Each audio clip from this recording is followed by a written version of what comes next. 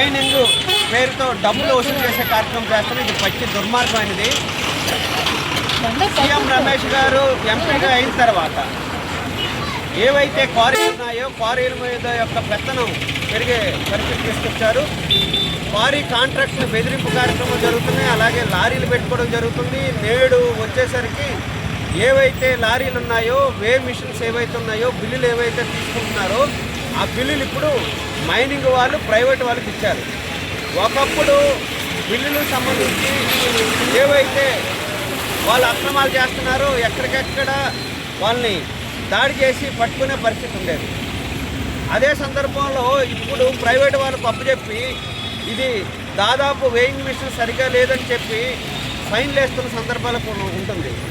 ఎవరైతే ఈరోజు మోటార్ డ్రైవర్లు ఉన్నారో వాళ్ళు చెప్తా ఉన్నారు, జనవరి నుండి నరక యాతన పడుతూ ఉన్నామండి.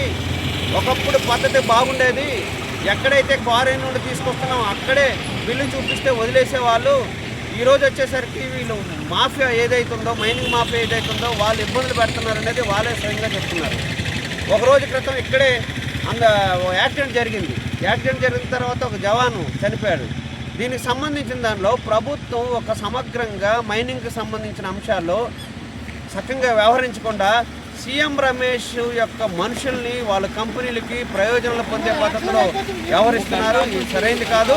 వెంటనే మైనింగ్ కంపెనీ వాళ్ళకి సంబంధించిన దాంట్లో కానీ మైనింగ్ డిపార్ట్మెంట్ వెంటనే జోక్యం చేసుకొని ఈ ప్రాంతంలో ప్రమాదాలు జరగకుండా నివారణ చర్యలు చేపట్టాలని సిపిఎం పార్టీ డిమాండ్ చేస్తూ ఉంది.